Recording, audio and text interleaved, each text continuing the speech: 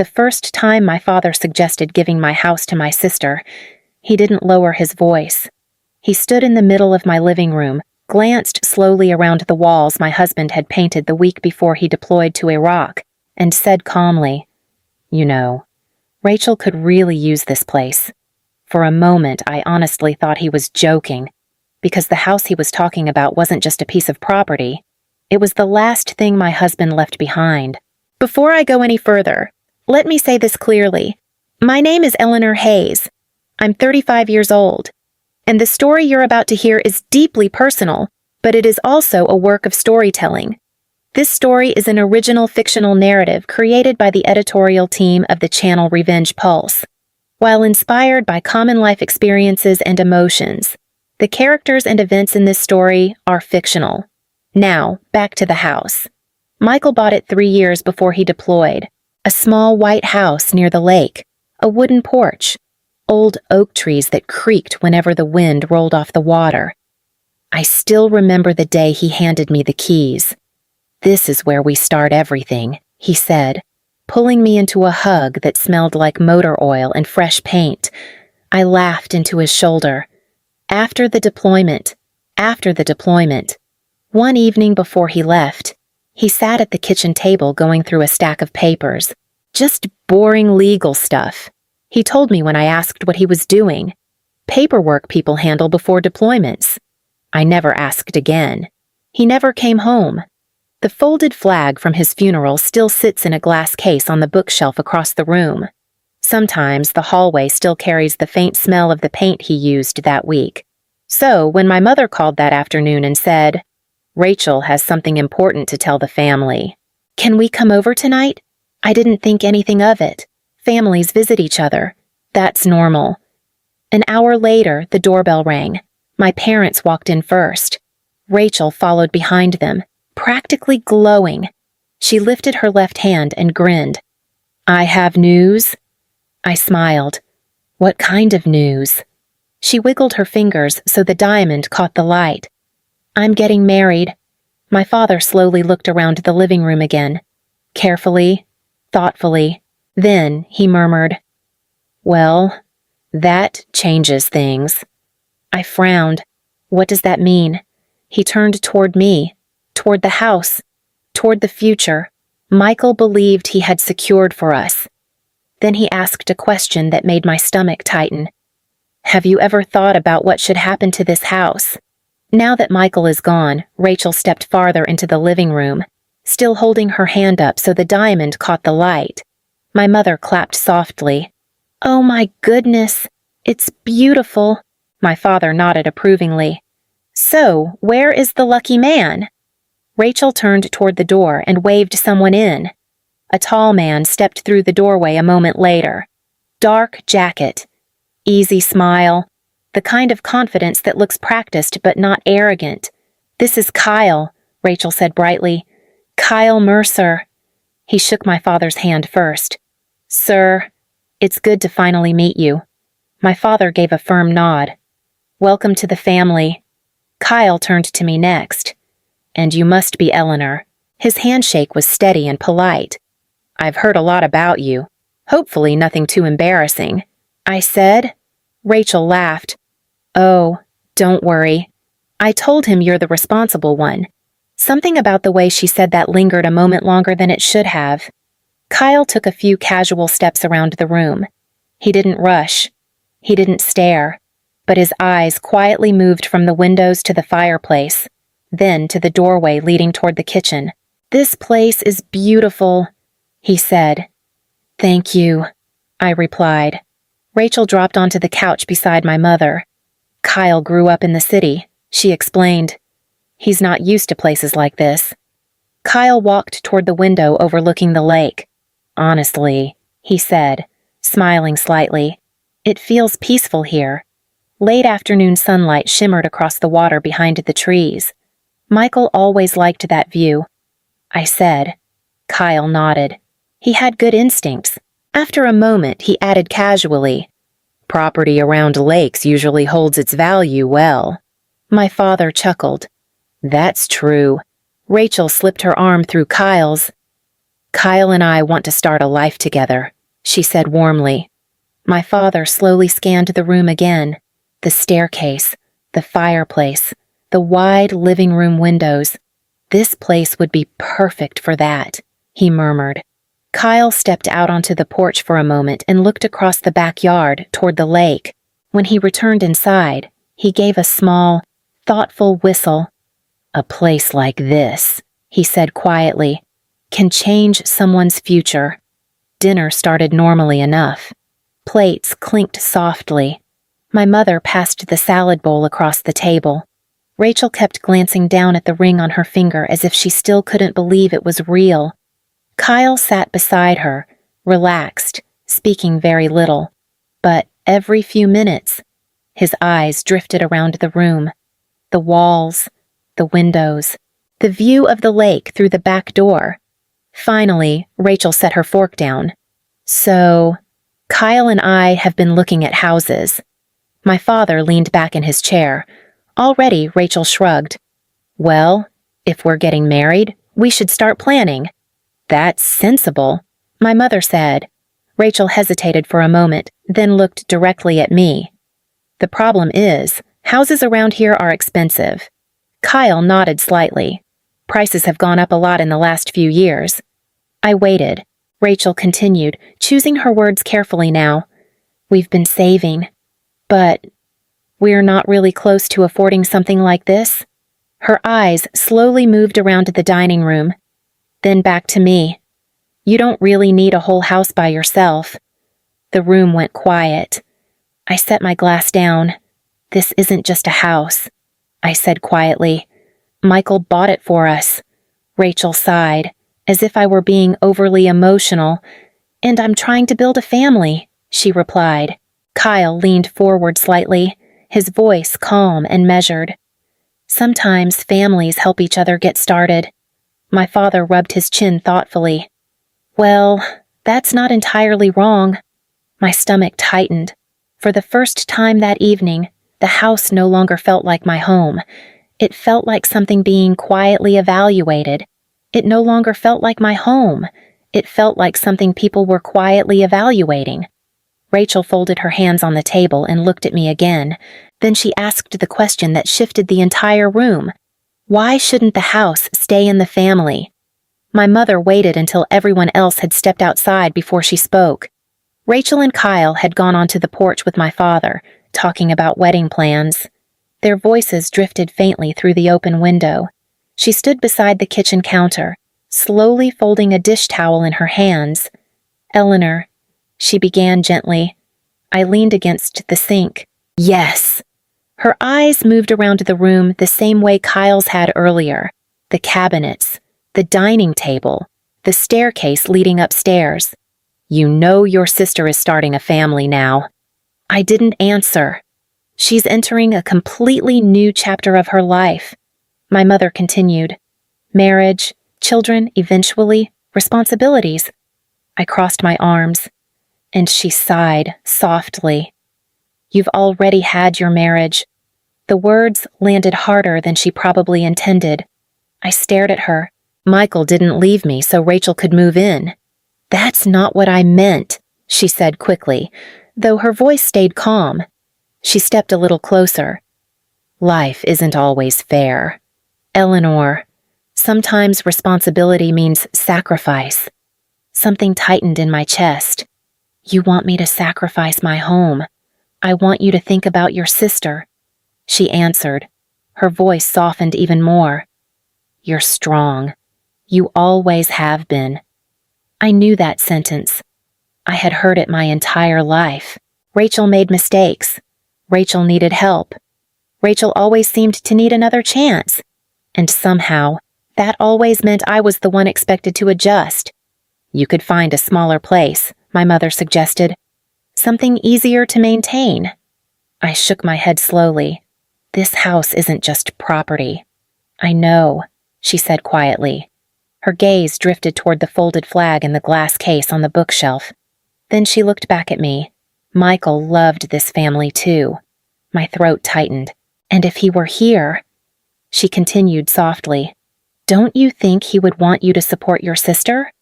For a moment, I couldn't speak, because the one person who could answer that question wasn't here anymore.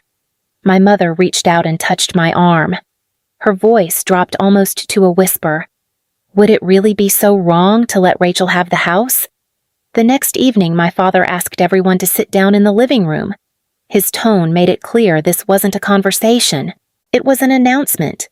Rachel and Kyle sat together on the couch. My mother stood near the window. I remained beside the fireplace where Michael had once insisted on rebuilding the stonework with his own hands. My father clasped his hands behind his back and looked around the room as if he were settling a business matter. I've thought about this carefully, he began. No one interrupted. Rachel leaned forward slightly. Kyle rested his elbow on the arm of the couch, watching quietly. My father nodded once, as though confirming his own reasoning. Rachel needs the house more. The words landed heavily in the room. I blinked. You're serious. He met my eyes without hesitation. You're alone here. My chest tightened. This is Michael's house. My father dismissed that with a small wave of his hand. And Michael was family too. Then he added the sentence that made everything worse. Let's not forget my name is still on the property paperwork. I stared at him. Only because you co-signed the mortgage. Exactly, he replied calmly. Without that signature, the bank never would have approved the loan. Rachel shifted on the couch, already looking around the room with a new kind of excitement. The upstairs bedroom would be perfect for a nursery, she murmured. Kyle stood and slowly walked through the living room. He paused near the window, studying the backyard. Nice space back here, he said casually. Plenty of room if someone wanted to renovate. I turned back to my father. You're seriously giving Michael's house away. He didn't raise his voice. He didn't hesitate. You won't be homeless, he replied evenly. You can stay in the small guest room behind the garage for now. The words echoed in my head. The guest room, behind my own house. Rachel stood and moved toward the center of the room, already imagining something else entirely. She glanced at Kyle and smiled. We could even use the living room for the wedding reception. My father changed the locks 2 days later. He didn't ask for my permission. He simply arrived that morning with a locksmith and a small box of new keys. I stood on the porch while the man worked. Each sharp click of metal sounded louder than it should have. You can't do this, I told my father quietly. This house belongs to me. My father didn't even turn around. Call whoever you want, he said calmly. The bank recognizes the name on the mortgage. The locksmith finished a moment later. My father took the first key. Rachel took the second. I didn't receive one. Instead, my father pointed toward the back of the property. You can move your things into the guest room behind the garage for now. The small room sat behind the detached garage where Michael used to store his fishing boat. By sunset, my belongings were stacked inside it. A mattress, 2 suitcases, and the folded flag from Michael's funeral. Inside the house, Rachel was already rearranging furniture. Through the living room window, I could see her pointing around the room. The couch should face the lake, she told Kyle, and the dining table could move closer to the kitchen. Kyle paced slowly across the hardwood floor. Once someone renovates, he said thoughtfully, the value of this place could easily double. Rachel laughed softly. Renovate. We can't afford that. Kyle lowered his voice, but the open window carried the words outside. This house could solve a lot of problems. Rachel tilted her head. You mean our problems. Kyle didn't correct her. He just kept staring at the walls as if he were calculating something. That silence made my stomach tighten. 2 nights passed in that small room behind the garage. Then, late one evening, my phone rang. An unfamiliar number. I almost ignored it, but something told me to answer. Hello! A calm, male voice came through the line. My name is David Langford. There was a short pause. Then he added something that made my heart skip. I worked with your husband. We met the next morning at a quiet cafe 2 blocks from the courthouse. David Langford was older than I expected. Late 50s, maybe. Gray hair, calm posture. The kind of presence that suggests very little surprises him anymore. But when I finished explaining what had happened, he leaned back slowly in his chair. "You're not living in the house anymore." "No," I said. "My father changed the locks." David frowned. "And your sister moved in?" "Yes." He folded his hands together on the table. "Let me ask something important." His eyes met mine directly. "Where are you staying now?" I hesitated. "In the small room behind the garage." For the first time since we sat down, his expression changed. "That shouldn't be possible." My stomach tightened. "What do you mean?" Instead of answering immediately, David reached down and lifted a leather briefcase onto the table. The clasps clicked open. Inside was a stack of neatly organized documents. He pulled out a folder and slid it toward me. The title printed across the top read, "Military Survivor Property Trust." My fingers hovered above the paper. "What is this?" Michael asked me to prepare it before his last deployment. David explained. I looked up. "He never told me about this." "That was intentional," David said quietly. He wanted everything finalized first. He opened the document and turned it toward me. Several pages of legal language filled the file, but one paragraph had been highlighted. David tapped the line gently with his pen. "This clause designates you as the sole legal owner of the property." I blinked. "Sole owner." "Yes." He flipped another page. "Your father's name appears only as a temporary co-signer during the mortgage approval process." He met my eyes again. "Legally speaking, he never owned the house." For a moment, the quiet hum of the cafe seemed to fade away, because everything I had been told for the past week suddenly sounded very different. David closed the folder slowly. Then he added one quiet sentence. "I think someone in your family misunderstood their authority." 2 days after our meeting, David called again. "Can you come by my office this afternoon?" he asked. Something in his tone told me this wasn't just about paperwork. When I arrived, several folders were spread neatly across his desk. David closed the door behind me and gestured toward the chair across from him. "I did some background research," he said, "on Kyle Mercer." I sat down slowly. "What kind of research?" David slid the first document toward me.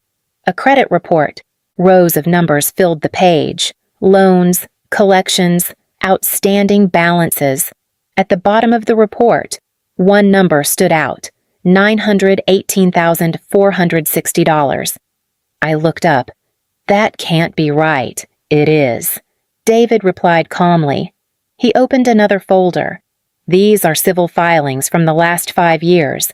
He turned the pages toward me. 3 lawsuits, an unpaid business loan, a defaulted investment agreement. Mr. Mercer has been in serious financial trouble for a long time." David continued. My chest tightened. "And Rachel doesn't know?" "Possibly not." He leaned back slightly. "People in situations like his often look for ways to access new assets." I immediately thought of the living room, Kyle studying the walls, measuring the property, talking about renovations. David tapped another document. If he married into a property like that house, he didn't need to finish the sentence. He could refinance it, I said quietly, or take a home equity loan. David nodded once. That amount of equity could eliminate most of his debt. The room suddenly felt colder. So he pushed Rachel to take the house. Most likely. And my parents believed him. David closed the final folder. He never wanted the house as a place to live, he said quietly. He wanted the equity inside it. For a long moment I stared at the stack of papers. Everything suddenly made sense. Kyle's questions, his interest in the land value, the way he studied the property like an investment opportunity. I looked up at David. "What do we do now?" He gathered the documents into a neat pile. Then he stood. "I think your family deserves to hear the truth." David suggested we go to the house that same evening. People listen better when the truth is standing right in front of them. He said. When we arrived, the lights were already on inside. Rachel and Kyle sat at the dining table with my parents. Wedding magazines were spread across the surface. My father looked up the moment we stepped inside. His expression hardened. "What is he doing here?" David remained calm. "My name is David Langford. I handled legal documents for Captain Michael Hayes." Rachel frowned. Kyle already explained everything about the house. David placed a folder on the table. "I'm sure he did." Kyle shifted in his chair. "This isn't necessary," he said quietly. David ignored him and opened the folder. "These are public financial records for Mr. Kyle Mercer." He slid the first document across the table. My father leaned closer. "What is this outstanding debt?" Rachel picked up the page. Her brow tightened. $900,000. Kyle straightened. "That's private information." David calmly placed 2 more papers down. "And these are civil lawsuits filed against you." Kyle pushed back his chair slightly. "This is ridiculous." Rachel looked up at him slowly. "Is it?" Her voice had lost its excitement. Her eyes moved from the documents to the house around us, then back to Kyle. "You said you only had some student loans." Kyle didn't answer. Rachel's voice sharpened. "Were you planning to use this house to pay off your debt?" "That's not what this is," Kyle said quickly. David calmly tapped the papers. "These filings are public record." Rachel's hands trembled slightly as she looked back at Kyle. "You were going to refinance the house, weren't you?" Kyle said nothing. The silence stretched across the room, and that silence answered the question. Rachel slowly slid the diamond ring off her finger. She placed it on the table in front of him. "The wedding is off." Kyle stood abruptly. "This is a mistake." But no one moved to stop him when he walked out. The front door closed behind him. My father stared down at the documents. For the first time since this began, he had nothing to say.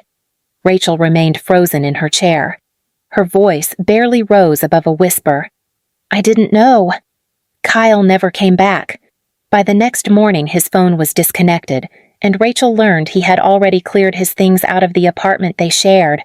For the first time since the engagement, the house felt quiet again. No wedding magazines, no renovation plans, just the same rooms Michael and I had once filled with small, ordinary dreams. My father stood near the doorway for a long time before speaking. "I thought I was protecting your sister," he said. The certainty that had filled his voice earlier that week was gone. I looked at him across the living room. "You almost gave Michael's legacy away." The words were calm, but they landed heavily. My father stared at the floor for a moment. Then he spoke again, slower this time. "I let someone outside this family convince me what my daughter deserved." My mother wiped her eyes quietly and glanced toward the window. Rachel sat silently at the table, the engagement ring still lying where she had placed it the night before. Eventually, my father nodded once. "We'll move our things out today." No one argued. An hour later, their car pulled out of the driveway. The house felt different after they left. Not empty, just still.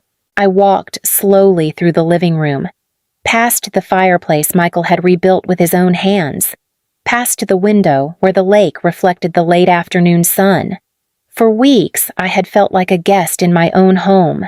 Now, for the first time, I could breathe normally again. I opened the front door and stepped onto the porch. The wind moved gently through the trees the same way it had the day Michael handed me the keys. Some houses are built from wood and brick. Others are built from promises. And sometimes protecting those promises means standing alone when even family believes they are entitled to them. Loving your family should never mean surrendering what rightfully belongs to you. Real respect in a family must go both ways. If you've ever faced a moment when family expectations clashed with your own future, feel free to share your thoughts in the comments. And if you enjoy stories like this, consider subscribing to Revenge Pulse for more stories about justice, family conflict, and the quiet strength it takes to protect what truly matters. I looked around the house one last time and thought the house Michael left me was never just a property. It was the promise that no one else would decide my future again.